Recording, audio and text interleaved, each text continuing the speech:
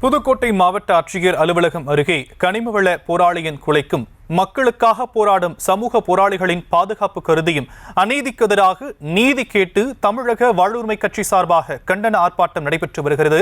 அதில் கலந்து கொண்டவர்கள் அளித்த பேட்டியை இப்போது கேட்கலாம்.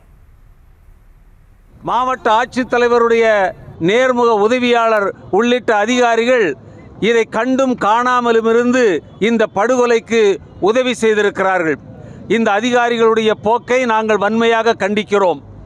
தமிழ்நாடு அரசு இந்த அதிகாரிகள் மீது உடனடியாக நடவடிக்கை எடுக்க வேண்டும். இந்த கனிம வளத்துறை தமிழ்நாடு முழுக்க ஊழலின் ஊற்றுக்கண்ணாக நடந்து கொண்டிருக்கிறது. இந்த கல்குவாரி அதிபர்களுக்கு உதவி செய்கிறார்கள். மக்கள் வளங்களை கொள்ளையடிப்பதிலே துணை போகிறார்கள். இதற்கு எதிராக குரல் கொடுக்கிறவர்களை காட்டி கொடுக்கிறார்கள். இது ஏற்றுக்கொள்ளப்பட முடியாத ஒரு மிக மோசமான நடைமுறை.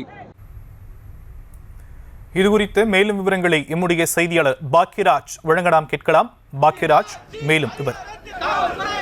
புதுக்கோட்டை மாவட்டம் திருமியம் அருகே கனிமவள கொள்ளைக்கு எதிராக போராடிய சமூக செயற்பாட்டாளர் ஜகபர் அலி லாரியை ஏற்றி கொலை செய்யப்பட்ட சம்பவம் பெரும் மகிழ்ச்சியை ஏற்படுத்திய நிலையில் இந்த வழக்கில் 4 பேரை கைது செய்த போலீசார் ஒருவரை தேடி வருகின்றனர்.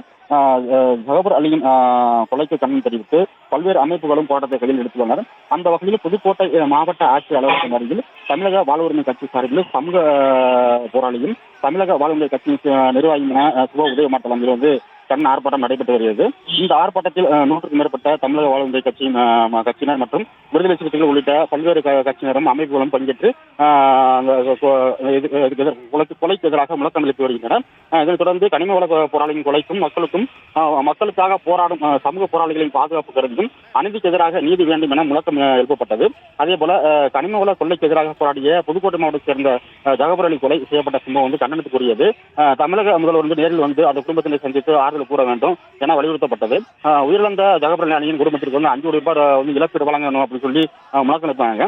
அதாவது இந்த விவகாரத்தில் தவறு செய்த வட்டாட்சியர், கோட்டாட்சியர் உள்ளிட்ட அனைத்து அதிகாரிகள் மீதும் உரிய நடவடிக்கை எடுக்கும் என முழக்கம் எழுப்பினர். இந்த மாவட்ட ஆட்சி அலுவலகம் நடைபெற்ற இந்த ஆர்ப்பாட்டம் மாவட்ட செயலாளர் நியாஸ் தலைமையில் நடைபெற்று வருகிறது. இந்த ஆர்ப்பாட்டத்தில் பங்கேற்றுள்ள தமிழக வாழ்வுரிமை கட்சியினர் தங்களது எதிர்ப்புகளை பதிவு செய்து வருகின்றனர். விரிவான விவரங்களுக்கு நன்றி பாக்கியராஜ். வணக்கம் வீரவணக்கம்